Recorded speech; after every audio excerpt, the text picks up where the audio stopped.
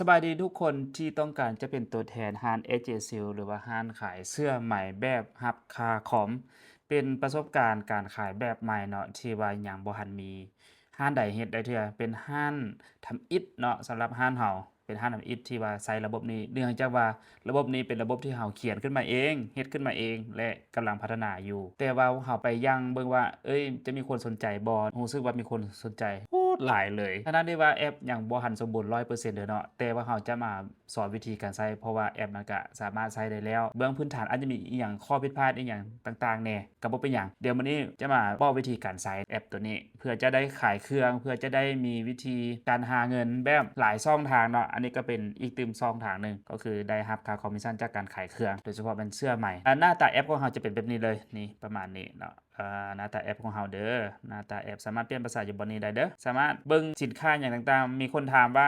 มีสินค้าอย่างแน่เนาะสามารถเบิ่งอยู่ในนี้เลยนี่อะฮะทุกอย่างที่เราขายอยู่ในห้านเราอยู่ในนี้เลยอันนี้คือหน้าตาคร่าวๆเดี๋ยวไปเบิ่งวิธีการสมัครเราเบิ่งเนาะพวกเขาจะส่งลิงก์ให้เนาะลิงก์ตัวนี้ ลิงก์ตัวนี้เลยนี่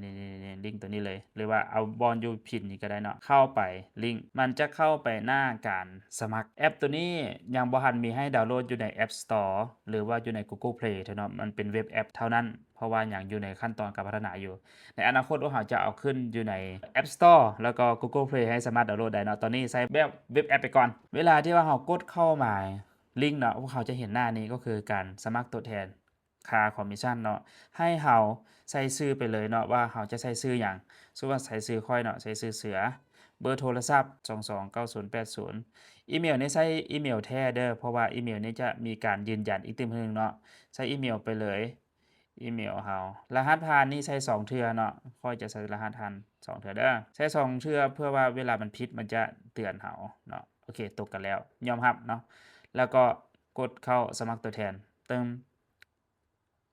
หลังจากนั้นมันก็จะแสดงหน้านี้ขึ้นมาเนาะนี่หน้านี้ขึ้นมาได้เลยอะฮะได้เลยเขาจะเห็นหน้านี้อัตโนมัติโอเคบ่นี่หน้านี้เลยตัวแทนทุกคนที่สมัครตามเมื่อกี้นี้จะเห็นหน้านี้ทันทีหลังจากนั้นให้เราเข้าไปอยู่ปุ่มนี้เนาะเห็นบ่ปุ่มส่งต่ออยู่เทิงนี้เด้อสำหรับiPhone หรือ iOS Android ก็มีอยู่เทื่อใดเทื่อหนึ่งซอกหาปุ่มนี้ให้เจอเนาะปุ่มส่งต่อนี้ หลังจากนั้นมันจะให้เราเลือกเพื่อว่าจะไปสร้างไอคอนอยู่ที่หน้าจอสำหรับ iPhone เนาะเข้ามาอยู่ที่บนเครื่องหมายบอกตัวนี้add to home screen หรือว่าเพิ่มเข้าไปหน้าจอหลักเข้าไปเลยเติม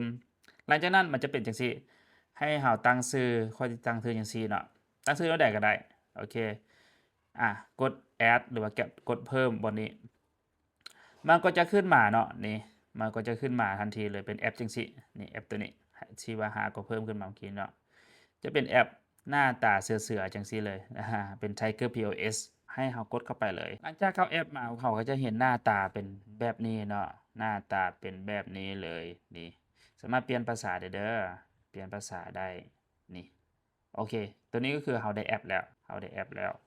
หลังจากนั้นเราจะมาเติมข้อมูลกันก่อนเนาะเข้ามาที่โพรไฟล์เด้อข้อมูลตัวนี้สามารถใส่รูปได้เนาะใส่รูปได้เข้ามาแก้ไขนี่ใส่รูปใส่รูปได้ดีวะขอใส่รูปตัวนี้ซะโอเคใส่รูปใส่ชื่อตัวนี้มันจะมีอยู่แล้วเนาะตัวนี้เราใส่บัญชีธนาคารเราเนาะเพื่อว่าให้ร้านโอนค่าคอมให้เราเนาะเอาใส่ตอนนี้หรือว่าใส่ตอนหลังก็ได้แล้วแต่เนาะเขาจะใช้ชื่อธนาคารอย่าง BCAL เลขบัญชี1 2 3 4 5ชื่อบัญชีเด้ชื่อเสือแล้วก็อัปโหลด QR เข้าไปเนาะตัวนี้จะเป็น QR สำหรับร้านค้าโอนให้เนาะร้านค้าโอนค่าคอมให้แต่ว่าตัวนี้บ่สามารถใช้ในกรณีที่ลูกค้าจะโอนค่าเครื่องให้เราเด้อเพราะว่าตัวแทนแบบนี้นะจะต้องเป็น QR ของร้านค้าหลักเท่านั้นสำหรับเวลาที่ลูกค้าจะโอนค่าเครื่องให้เพราะว่าเราได้รับเฉพาะค่าคอมเท่านั้นเนาะจะบ่ได้รับค่าสินค้าตัวนี้มันจะส่งรหัสยืนยันไปให้เราเพื่อว่าป้องกันการที่มีบางคนที่จะมาเปลี่ยนข้อมูลตัวนี้แล้วก็เราจะบ่ได้เงินในที่สุดอิหยังประมาณนี้เนาะใส่รหัส6ตัวเข้าไปเมื่อกี้นี่มันจะส่งรหัส6ตัวนี้มาอยู่ที่อีเมลเราเด้อนี่แหละเหตุผลที่ว่าเราต้องได้ใส่อีเมลโอเคใส่เข้าไปหลังจากนั้นมันก็บอกว่าบันทึกข้อมูลเรียบร้อยแล้ว เนาะเวลาที่ว่าคนอื่นจะมาเปลี่ยนข้อมูลตัวนี้จะบ่สามารถเปลี่ยนได้เนาะถ้าว่าเขาเจ้าบ่มีรหัสยืนยันตัวนั้นโอเคตัวนี้ก็คือวิธีการตั้งค่าบัญชีธนาคารแบบคร่าวๆตัวอื่นเด้มีตัวใดแน่เนาะเขาจะมาแนะนำเมนูต่างๆที่ว่าเราจะได้ใช้นี่เราจะบ่ได้อัปเดตสต็อกเครื่องให้ทาง WhatsApp เดี๋ยวจะพามาเบิ่งเมนูที่ว่าตัวแทนจะเป็นต้องใช้ก่อนเนาะเข้ามาที่3ขีดได้เลยเมนูทำอิฐก็คือเมนูขายอย่างดีเนาะขายอย่างดีนี่จะเป็นแหล่งรวมรูปภาพต่างๆรูปภาพต่างๆที่ว่าเราจะเอาไปโพสต์ขายเนาะนี่ว่าร้านค้าเขามีตัวใดแน่เนาะสามารถเช็คสต็อกอยู่ได้นี่ได้เช็คอยู่บอนนี้ได้หรือว่าเช็คอยู่บอนหน้าสร้างออเดอร์ได้เนาะพวกเราสามารถจิ้มเบิ่งได้ว่าตัวใดแน่ที่ยังเหลือตัวใดแน่ที่หมดเนาะสามารถจิ้มได้เด้อนี่เบิ่งได้สมมุติว่าเฮาอยากลูกค้าถามมาว่าสีนี้เบอร์36ยังบ่เฮาสามารถเบิ่งอยู่นี่ได้สีขาว36ยังเหลือ3โตวเนาะพวกเขาก็สามารถไปรับออเดอร์ลูกค้ามาได้เวลาที่มันเบิดเนาะมันก็จะบอกว่าเบิดเด้อสมมุติว่าตัวนี้นี่มันเบิดเนาะสีฟ้าดอกน้อยนี่เบอร์42มันหมดตัวนี้ของเราจะบ่รับออเดอร์เนาะนี่ก็คือวิธีการเช็คสต็อกแบบง่ายๆเลยและเมนูขายอย่างดีนี่จะเป็นแหล่งรวมรูปภาพที่ว่าเราสามารถเอาไปโพสต์ขายได้สามารถดาวน์โหลดรูปเดียวได้เนาะอยู่บนนี้นะดาวน์โหลดได้เลยประมาณนี้มันก็จะเข้าไปอยู่ที่อัลบั้มรูปพอแล้วนี่มาละโอเคประมาณนี้โอเคและคันถ้าพวกเขาอยากโหลดแบบทั้งหมดเลยก็ได้คือกันเนาะนี่โหลดทางคอลเลกชันนี้เนาะนี่โหลดทั้งหมดมันก็จะดาวน์โหลดให้หมดนี่ง่ายๆเลยเนาะรูปภาพสามารถมาเอาอยู่บนนี้เด้อจะบ่มีอัปเดตอยู่ในกลุ่มเนาะนี่อยู่ในนี้แหละง่ายๆเลยนี่โคตรง่ายเลยรูปภาพมาเอาอยู่บนนี้และที่เด็ดที่สุดก็คือสำหรับตัวแทนไม้ที่ว่าบ่หันฮู้ขายเครื่องมาก่อนเลยอยากขายเครื่องแล้วบ่ฮู้สิเขียนแคปชั่นได้สามารถเบิ่งแคปชั่นอยู่บนนี้ได้เนาะนี่แคปชั่นบนนี้เด้อสามารถเบิ่งแคปชั่นกดเข้ามาเบิ่งแคปชั่นนี้มันเขียนแคปชั่นให้เรียบร้อยแล้วว่าเราสามารถ copy หรือว่าแก้ไขเล็กน้อยได้เนาะสมมุติว่าเราจะแก้ไขก็แก้ไขได้หรือว่าเราจะแก้ไขแบบทั้งหมดบัดเดียวพวกเราเข้ามาตั้งค่านี่พวกเราจะใส่เบอร์โทรให้กับแคปชั่น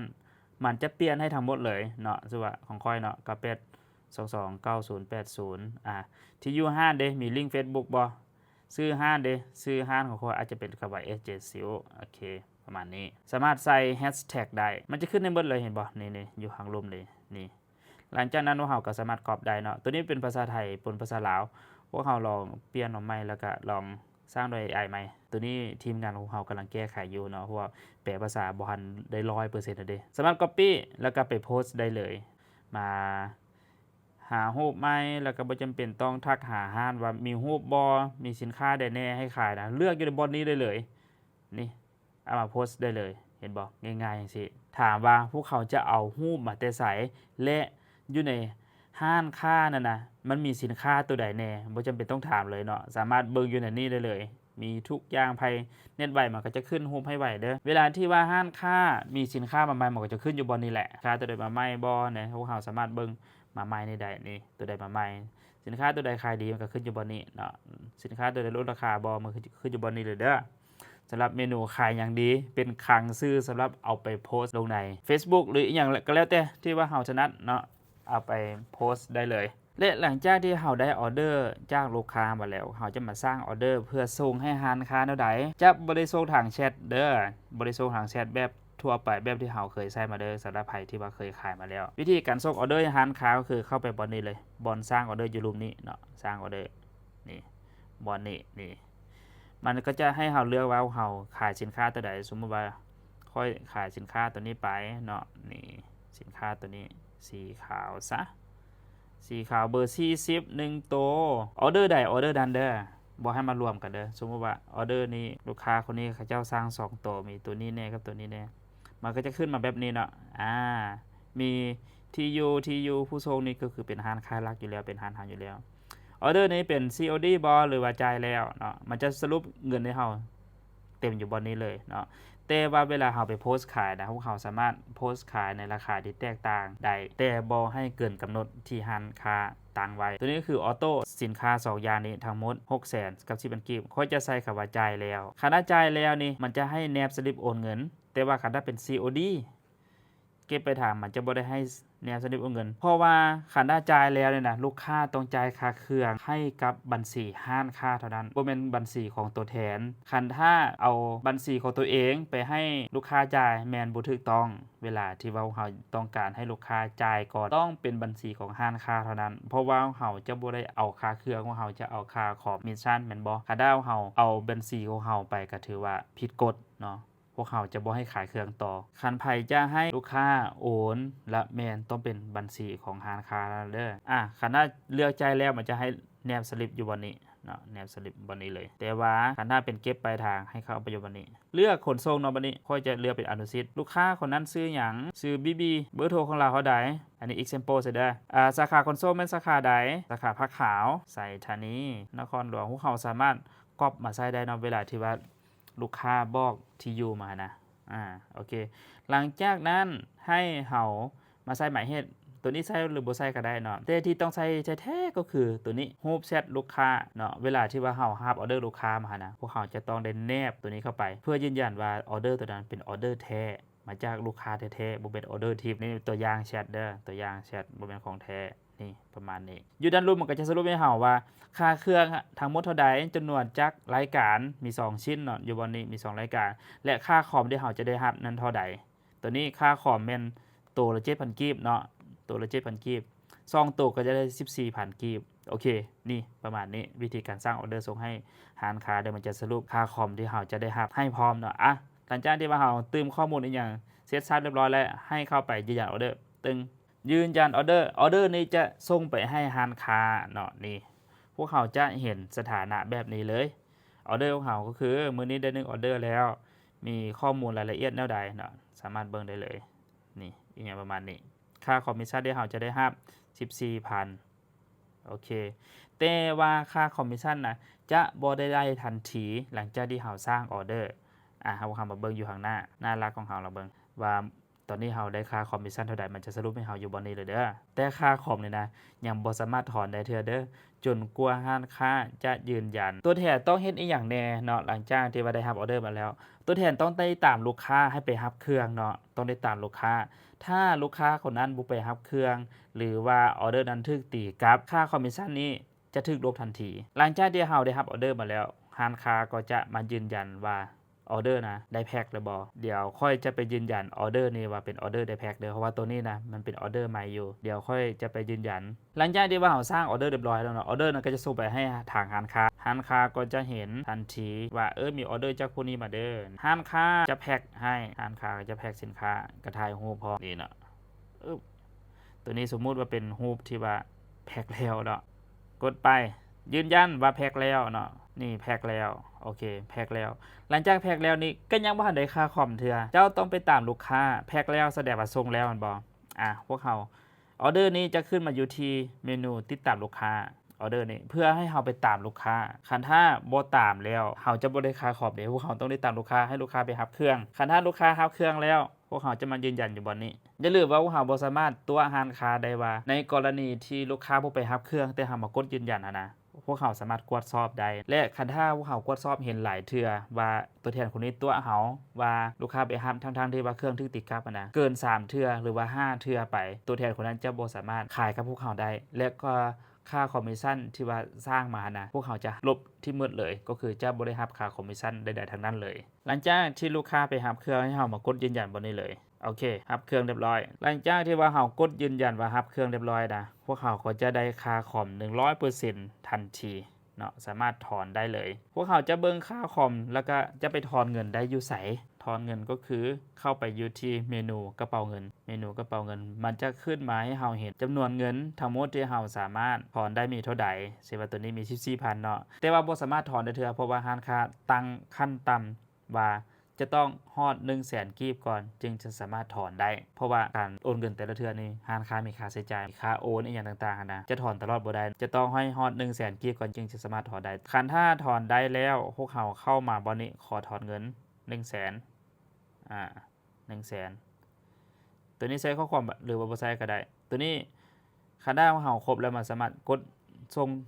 คำขอถอนเงินได้ทันทีหลังจากนั้นร้านค้าก็จะโอนให้เฮานี่ก็คือวิธีการสร้างออเดอร์แล้วก็วิธีการที่ว่าเฮาจะ สามารถรับค่าคอมได้1คือสมัครเข้ามา2เอาไปโพสต์3ได้รับออเดอร์มา